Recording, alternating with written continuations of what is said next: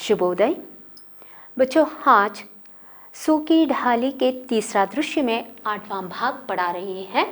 8वां भाग के चरित्र चित्रण के अंतर्गत बेला, छोटी भाभी, मंजरी भाभी, बड़ी बहू आते हैं।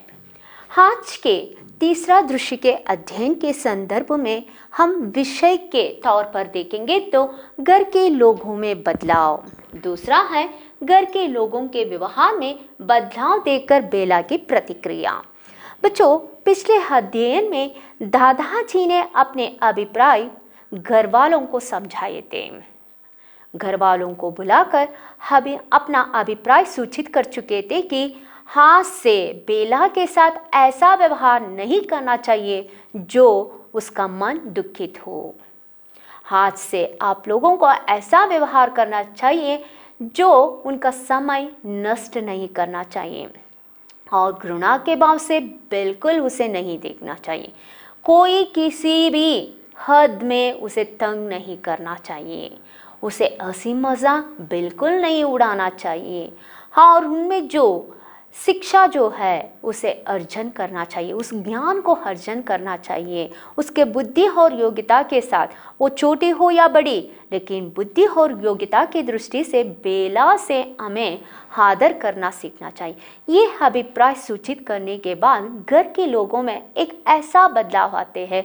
उस दृश्य के आज उन्हीं विचारों को देखने जा रही है। तीसरा दृश्य में पेज नंबर 149 में देखिए, रंगमंच के स्थान देखेंगे तो वही बरामदा है। दाई ओर सीढ़ी चढ़ने के बाद बेला के कमरे मिलते हैं। बेला धूप ले रही होती है, लेकिन मनस्कता के कारण, चिंतित के कारण, व्याकुलता के कारण उनका मन जो है किसी काम में उससे लगा नहीं रहा है। इस कारण चिंतित होती हुई उसके हाथ में किताब है लेकिन पढ़ नहीं सकती, क्योंकि उसका मन इतना विचलित होकर घर के कई घटनाओं को, कई संदर्भों को लेकर सोचती हुई यह बातें कर रही है। मन ही मन अपनी ही आप यह सोचती हुई बातें कर रही है। देखिए, बेला, मैं किन लोगों में आ गई हूँ, ये कैसे लोग हैं, कुछ भी समझ नहीं पाती। आज कुछ है कल कुछ, पल में तोला पल में माशा, इनका कुछ भी तो पता नहीं चलता। बेला सोच रही है कैसे अजीब लोग हैं, इनका कुछ पता नहीं चलता। गरम होते तो आग बन जाते हैं, अगर नरम है तो मोम से भी कोमल। कैसे अजीब लोग हैं, कल जो मैंने देखा आज वे लोग नहीं हैं। कल के व्यवहार में आज के व्यवहार में इतना बदलाव कैसे? कल जो मुझे डांट रहे थे, घृणा के भाव से देख रहे थे, आज इतना प्यार कैसा? अब दादाजी के अभिप्राय घर वालों को सुनाने के बाद बेला को यह पता नहीं चला है कि दादा के विचारों से ये घर वाले मुझसे ऐसा व्यवहार कर रही है। तो बेला आगे चिंतित हुई और सोचती हुई धीरे धीरे घूमती हुई अपनी बातों को आगे बढ़ा रही है। गरम होते हैं तो आग बन जाते हैं, नरम होते तो मोम से भी कोमल दिखाई देते। हाँ, जिस बात को पूरा कहते हैं कल उसी की प्रशंसा करते हैं। मैं तो तंग आ गई इन लोगों से। कल जिस बात से यह ससुराल वाले इतना मुझे डांट रहे थे, आपको पता है, पहला दृश्य और दूसरे दृश्य के विचारों में, पहला दृश्य के विचारों के संदर्भ में आरंभ हुआ था इस घर के एक छोटी सी समस्या, वो है इस घर के नौकरानी रजवा को काम से हटाने के बाद। तो यही बात को लेकर घर वाले बेला को डांटे थे, बेला को समझा चुके थे कि ये नौकरानी 10 साल से काम कर रही है। नौकरानी से नौकर यानी काम करवाना है तो एक आपको ऐसा भी एक व्यवहार, तमीज सीखना चाहिए। तो ये बात हम लोग देख चुके थे। हिंदू उसे डांट चुकी थी कि आपको नौकरों से काम लेने के लिए तमीज भी होना चाहिए। ये बात बेला को आज लग रहा है इसमें कैसा व्यवहार, कैसा बदलाव जो मुझे जिस विषय को लेकर डांट रहे थे, आज उन लोगों में ऐसा व्यवहार, ऐसा प्यार, ऐसा प्रशंसा करने की बात क्या हुई। और फिर वही व्याकुलता के कारण बेला कुर्सी पर बैठ जाती है, पुस्तक खोलती है, लेकिन मन नहीं लग रहा है। उसी संदर्भ में गैलरी से उसकी सास जो है छोटी भाभी आती है। छोटी भाभी बेला से कहती है, तुम ठीक कहती थी बेटी, इस रद्दी सामान से बैठक बैठक नहीं, इस बेकार सामान पड़ा है ना, तुम सही कहती थी, ये सामान तो बेकार है, किसी काम का नहीं है, इसे कहाँ रखना चाहिए, कबाड़ी का गोदाम दिखाई देती है उसमें रखना चाहिए। जैसे कि ये बेकार सामान है, जिस काम किसी काम का नहीं है, उस सामानों को हमें कहाँ रखना चाहिए, गोदाम जैसा लग रहा है तो उस गोदाम में ही रखना चाहिए। सोचती थी कि यह सामान इतने दिनों से इस कमरे में पड़ा है, कुछ ऐसा बुरा भी नहीं, इस पर इतनी देर से सब बैठते आ रही है, कहीं दादाजी बुरा ना माने, पर अच्छा किया तुमने जो वह सब उतार दिया। मैंने परेश से कहा दिया है, तुम उसके साथ जाकर अपनी रुचि का सामान खरीद लाओ। यह सब मैं रजवा से कहकर सुरेश के कमरे में भिजवा देती हूँ। कई बार निगोड़ी इन्हीं कुर्सियों के लिए मुझसे रूठ चुका है। छोटी भाभी जी यानी बेला की सासू माँ यह बता रही हैं, तुम सही कह रही थी बेला, छोटी बहू तुम सही कह रही थी, ये सामान जो है, ये पुराने फर्नीचर जो है वो रद्दी जैसा है, बेकार है, किसी काम का नहीं है, इसे कमरे से हटाना ही ज़रूरी था। तो हम ही तुम्हारे विचारों को समझने में देर लग गई ही। हाँ, मैं परेश को कह देती हूँ कि परेश बाजार जाकर नए नए सामान, नए नए फर्नीचर लेकर आ जाए। तो इतनी देर से हम लोग क्या सोचकर, यानी हमारे बुजुर्गों के फर्नीचर समझकर दादा बैठते थे, चाचा जी बैठ रही है, अब कहीं ना कहीं हमारे बुजुर्ग बैठते आ रही है, लेकिन हम लोगों के मन में यही विचार था कि पुराने सामानों को हम लोग बाहर नहीं रखना चाहिए। जिस विश्वास से, जिसे आदर करने के विचार से इन सामानों को हम लोग गोदाम जैसे घर में बना के रखे थे, आज इसे गोदाम में रखना चाहिए, इसके कोई काम नहीं है तो इसे बाहर रखकर नए नए फर्नीचरों को खरीद के लाना ज़रूरी है। मैं रजवा को कह दूंगी कि ये जो पुराने और जो रद्दी जैसे पड़ा हुआ सामानों को सुरेश के कमरे में भिजवा कर रखने के लिए कह दूंगी। हर एक की अभिरुचि अलग अलग होते हैं। बेला की अभिरुचि आज के आधुनिक स्थिति के तौर पर रही है, तो आधुनिकता के साथ साथ आधुनिक सामग्रियों के साथ उनके जीवन भी बिताना ज़रूरी होता है। तो आधुनिकता के अभिरुचि के साथ साथ बेला के व्यवहार में भी जो बदलाव देकर घर वाले भी बदलते जा रही है। किसके कारण? दादाजी के कारण। तो दादाजी के चतुराई जो है इतना है कि वो जो धंडों से बातें करने के बदले बातों से ही उसे मना लिए हैं। बेला, हाँ बैठिए माँ जी।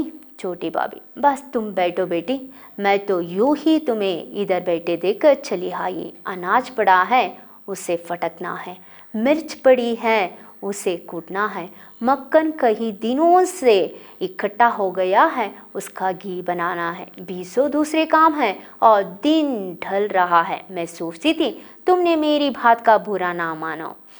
वास्तव में बेटी, रजवा मेरे पास आकर फूट फूट कर रो दी। नौकरानी समझदार, विश्वसनीय और आज्ञाकारी, किंतु जो काम उसने कभी ना किया हो वह उससे किस प्रकार हो सकता है। छोटी भाभी यानी बेला की सासू माँ बेला को यह बताने आई है, तो मुझे 20 काम है, यानी रसोई में इतना सारा काम है, फिर भी उस काम को छोड़कर इसलिए आई हूँ तुम्हारे पास। रजवा जो है कई सालों से हमारे घर में काम कर रही है और विश्वसनीय है, आज्ञाकारिणी है। जो भी काम बता देते हैं तो तुरंत वो करते आ रही है। लेकिन आज के संदर्भ में, आज के तुम्हारे अभिरुचि के विचारों से वो उसके लिए जानकारी न होने के कारण उस काम को ठीक तरह से ना कर पाई है। थोड़ा अगर उसे समय दिया जाए तो वो काम बिल्कुल वो समझकर और उसे सीख कर ज़रूर करेगी। वो और भावुक होने के कारण वो भी रो भी पड़ती है। जो भी कुछ भी कहे जाए, रजवा भावुक होने के स्त्री होने के कारण इतना रो रही है और मुझसे आकर यह भी बता चुकी है। इसलिए हाथ से उसे कुछ डांटो मत, इतना कहो जो भी उसे सीखना है तुरंत वो सीख लेगी। बेला, आप बैठिए तो सही। छोटी भाभी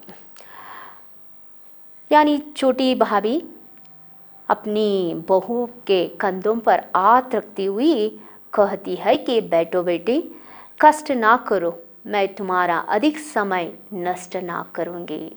यानी बेला के विचार यहाँ फिर दोहरा रही है। बेला का शिकायत था कि समय नष्ट करते जा रही है, उनका समय नष्ट नहीं करना चाहिए।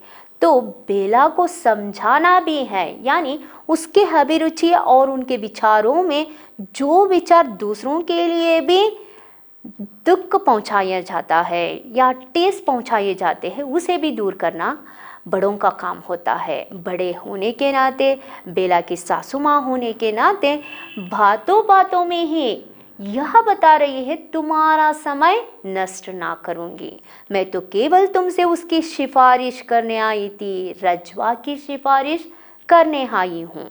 भावुक स्त्री होने के नाते जल्दी ही बातों का बुरा मान लेती है और यूँ समझ लो जैसे कि तुम्हारा फर्नीचर पुराने हैं तो ये फर्नीचरों को हटाकर नए नए फर्नीचर लगवा देंगे। और रजवा को यह भी सिखा देंगे कि उसे झाड़ू कैसे लगाना है, कैसे सजाना है। इस सब सजावट वो तुरंत सीख लेगी, बस उसे बता देना चाहिए। मुझे विश्वास है तुम कभी भी नौकरानी रजवा को मन को कभी भी ठेस नहीं पहुंचाओगी। बेला, नहीं नहीं आप। छोटी भाभी, तुम पढ़ी लिखी समझदार हो बेटी, इसलिए तुमसे इतना कह दिया है, यो तुम ना चाहो तो कोई दूसरा प्रबंध हो जाएगा, तुम इस बात की तनिक भी चिंता ना करो। तो बेला को यह भी समझा रही है कि तुम पढ़ी लिखी होने के नाते सब समझ सकते हो, जो मैंने कहा वो सब समझ सकती हो। अगर ये नौकरानी से काम लेने में कोई हर्ज है तो उसे हटाकर कोई दूसरे नौकरानी भी हम रख लेंगे, यानी दूसरा प्रबंध कर सकते हैं, तुम तनिक भी चिंता ना करो। इस तरह छोटी भाभी कह रही है अपनी बहुरानी बेला को। बेला फिर अपनी सासू माँ को कहती है कि बैठे आप।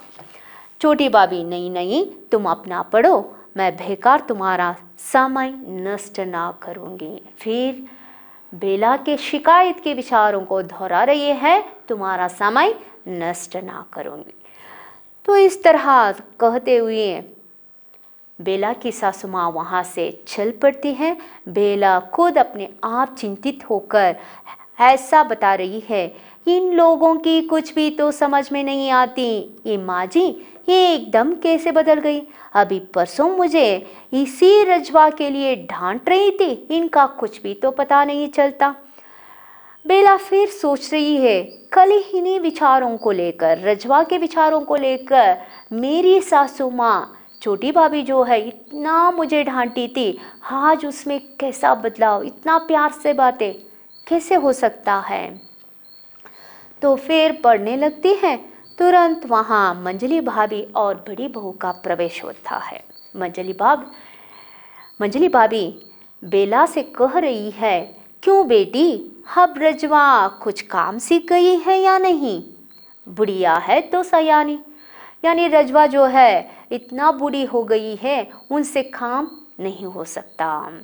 बड़ी बहू, आपने हिंदू से ठीक ही कहा था, हमें वास्तव में काम की परख नहीं, पर हम तो वास्तव में आपने हिंदू से झगड़ते हुए यह बात कही थी कि काम का परख भी होना चाहिए, केवल काम करना ही नहीं है, उसका परख भी होना चाहिए। यानी काम के साथ साथ चीज़ों को कहाँ रखना चाहिए, कैसे सजावट करना चाहिए, ये भी हमें जानकारी होना ज़रूरी है। अब टीकी कहा था, बेला आइए इधर बैठे, चारपाई सरका लीजिए। बेला अपनी मंजली भाभी और बड़ी बहू को बैठने के लिए कह रही है। मंजली भाभी वैसे ही खड़े खड़े अपनी बातें आगे बढ़ा रही है। मैंने एक अनुभवी नौकरानी खोज लाने के लिए कह दिया है, जो नए फैशन के बड़े घरों में काम कर चुकी हो। वास्तव में बहू, दादाजी पुराने नौकरों के हक में है, दयानतधार होते हैं और विश्वसनीय। मंजली भाभी बेला को समझा रही है, हमारी रजवा जो है, नौकरानी जो है, वो सयामी है और इतना बूढ़ी हो गई है। तुम्हारे आधुनिकीकरण की स्थिति के साथ साथ तुम्हारे विचारों से बद्ध एक ऐसे नौकरानी को ढूंढ लाने के लिए मैं कह चुकी हूँ। नए फैशन वाली, नए घरों में काम कैसे करना चाहिए, इस सब उसके समझदारी हो, ऐसे नौकरानी को हम ढूंढ निकालने के लिए कहा गया है। लेकिन दादाजी पुराने नौकरों के हक में होते हैं, क्योंकि पुराने नौकर जो है इतना विश्वसनीय होते, इतना दयानतदार होते हैं, इसलिए दादाजी उसे दया दिखाते हुए, उस पर विश्वास रखते हुए कभी भी इन लोगों को काम से हटा नहीं सकते। लेकिन तुम्हारे वास्ते हम लोग ज़रूर एक आज के नए फैशन और नए घरानों में, बड़े बड़े घरानों में कैसे काम करना चाहिए, ऐसे समझदार वाली नौकरानी को ढूंढकर निकाल कर रखेंगे। हमारे पास पीढ़ी दर पीढ़ी काम करते आ रही है। इस रजवा की सास भी यही काम करती थी, अब रजवा की बहू भी यही काम करती आ रही है। तो मंजली भाभी बेला को यह भी समझा रही है कि रजवा जो है बूढ़ी हो गई है, हम समझ सकते हैं, लेकिन रजवा की बहू भी आजकल हमारे घर में काम कर रही है। तो पीढ़ी दर पीढ़ी, यानी रजवा हो गई तो रजवा की बहू, बहू के बाद उसके बहू भी यहाँ काम कर सकती है। तो इसलिए अगर रजवा से काम नहीं हो गई हो तो उसकी बहू जो है उससे काम करवा लो, ताकि वो तो इतना उम्र वाले नहीं है, इतना बूढ़ी भी नहीं है, तो वो काम बिल्कुल कर सकती है बड़ी बहू। मैं कहती हूँ बहन जी, आप रजवा की बहू को ही अपने पास क्यों नहीं रख लेती, उसकी उम्र भी कम है, काम भी बहुत जल्दी सीख जाएगी। बड़ी बहू सलाह दे रही है बेला को। मैं समझती हूँ रजवा की बहू जो है कम उम्र वाली है, अगर हो सके तो उसे काम में रख लेंगे तो वो काम भी ठीक तरह से कर पाएगी और जल्दी जल्दी ही आपका काम बिल्कुल सीख लेगी। बेला अब व्याकुलता से नहीं, नई नौकर की आवश्यकता नहीं, रजवा काम सीख जाएगी, पर आप कड़ी क्यों हैं?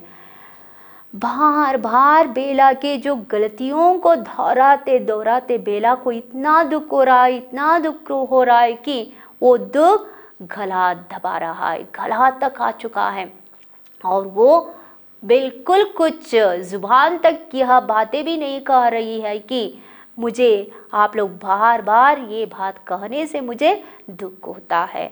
बस आप यह बात फिर दोहराइए नहीं, ऐसा भी नहीं कह सकती, लेकिन समझ सकती है कि मेरी गलती को बार बार ये दोहराते हुए यह समझा रही है कि रजवा को काम से जो मैंने हटा दिया वो गलत बात है। तो बेला व्याकुलता सी कह रही है कि नहीं, जो नौकरानी रजवा है वही मेरे लिए काफ़ी है, उसी से मैं काम करवा लूँगी, उसी से जो भी काम उसे नहीं आता वो हाँ मैं सिखा दूँगी। मंजली बाब अब तुम्हारा हर्ज ना करेगी, यानी इसका मतलब है तुम्हारा समय नष्ट नहीं करेंगे। तो बेला मेरा कुछ हर्ज नहीं होता, मेरा कुछ भी नष्ट नहीं होता, अब बिल्कुल गलत ना समझिए बड़ी बहू, हम आपसे छोटी है वर्ग में भी बुद्धि में भी। फिर बड़ी बहू वही बात दोहरा रही है।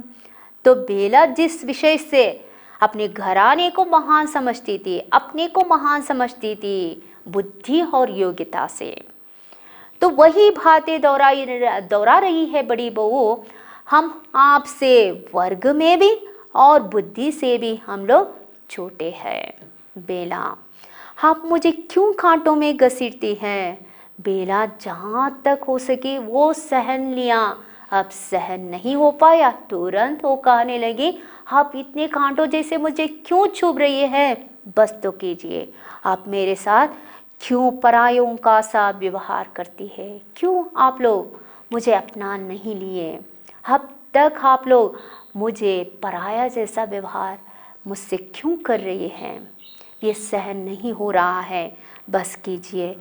मैं आप में से एक हूँ, लेकिन मेरे विचारों से मैं अलग हूँ। जो मैं आधुनिक स्थिति में पली होने के कारण, शिक्षित होने के कारण, मेरे ज्ञान से मैं कुछ विचारों से मैं अलग हो गई थी, लेकिन आज इस सम्मिलित परिवार में आने के बाद, सम्मिलित परिवार में रहने वालों के साथ जुड़कर मैं अपने में से अलग ना होकर आप में से एक होना चाहती हूँ। आप ये तो समझ लीजिए, मुझे पराया जैसा मुझसे व्यवहार ना कीजिए।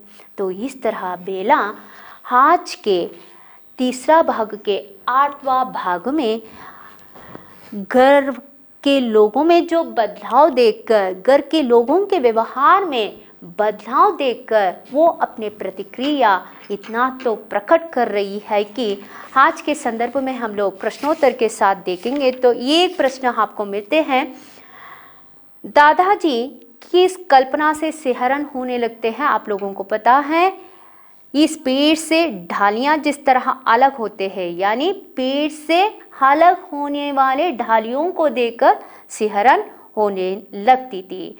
और पिछले अध्ययन में यह भी देख चुके थे कि ये पेड़ किसका निर्माण करते हैं? ये पेड़ कुटुंब का, समाज का, राष्ट्र का निर्माण करते हैं। और आज के संदर्भ में दादाजी किसके हक में हैं? आज के संदर्भ में हम लोग पेज नंबर 153 में देख चुके थे कि दादाजी किसके हक में हैं? दादाजी पुराने नौकरों के हक में है, क्योंकि नौकर विश्वसनीय होते हैं और दयानतदार। दादाजी उनसे हमेशा विश्वास करते थे और दया दिखाते थे। इसी कारण दादाजी यह बात बता रही है कि दादाजी पुराने नौकरों के हक में हैं, दयानतदार होते हैं और विश्वसनीय।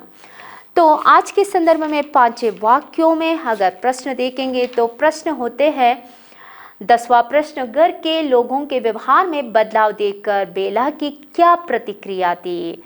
तो बेला सोचती है कि कैसे अजीब लोग हैं, इनका कुछ पता नहीं चलता। गर्म होते तो इतना आग बन जाते हैं, नरम होते तो मोम से भी कोमल, लेकिन क्यों ये लोग पराये जैसे व्यवहार मुझसे करते हैं?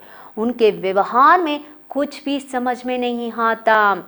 उसे इस बात का भी व्याकुलता या गुस्सा आता है कि ये लोग पल में जो दिखते हैं, पल में वो बदलते हैं। यानी एक ही क्षण में जितना वो गुस्सा करते थे, घृणा करते थे, वे ही लोग मुझसे एक ही पल में प्यार का जो व्यवहार कर रही है वो उसे सहन ना हो रहे हैं। तो उसका यह भी शिकायत है कि जो कल उनके साथ जैसा प्रतिक्रिया करते थे, जैसा व्यवहार कर रहे थे, आज उन लोगों के व्यवहार में बदलाव देखकर वो भी शिकायत कर रही है। पहले वो हमेशा शिकायत करती थी, मेरा समय नष्ट करते हैं, मुझे आदर नहीं करते, सबसे मुझे दबना पड़ता है, सबके आदेशों को मानना पड़ता है। लेकिन आज सब आदेश नहीं दे रही है, बल्कि समझा रही है। लेकिन ये भी बेला के लिए बहुत ही कष्टदायक हो रहा है। तो आज के संदर्भ में बेला के प्रतिक्रिया के साथ साथ घर वालों के कुछ बदलाव भी हम लोग देख चुके हैं।